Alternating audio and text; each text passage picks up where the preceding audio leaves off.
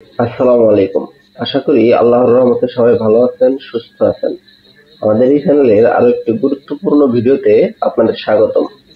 Viewers, ভিডিওটি শেষ পর্যন্ত ধৈর্য সহকারে দেখার চেষ্টা করবেন, তাহলেই বিস্তারিত বিষয়টি আপনি সহজে বুঝতে পারবেন।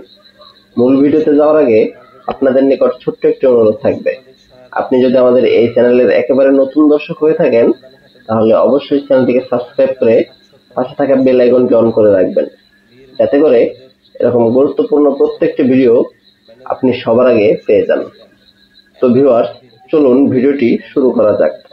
মার্চ 2025 মাসের 183 জন উপকারভোগীর অনুকূলে সম্মানী ভাতা বাবদ 27,54,446 টাকা প্রদানের আর্থিক মঞ্জুরি জ্ঞাপন করা হয়েছে।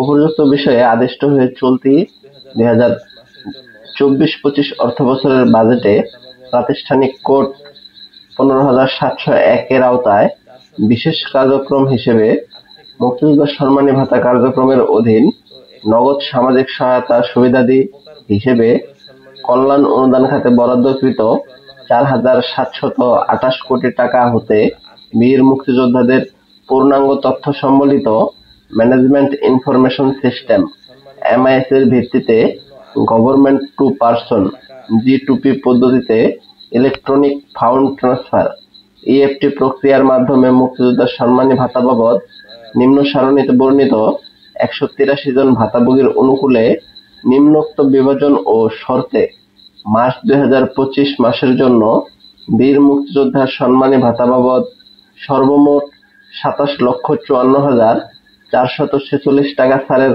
আর্থিক মঞ্জুরি জ্ঞাপন করা হয়েছে। তো এখানে মোট 183 জন উপকারভোগীর অনুকূলে সম্মানী ভাতা বাবদ 27,54,446 টাকা প্রদানের আর্থিক মঞ্জুরি জ্ঞাপন করা হয়েছে।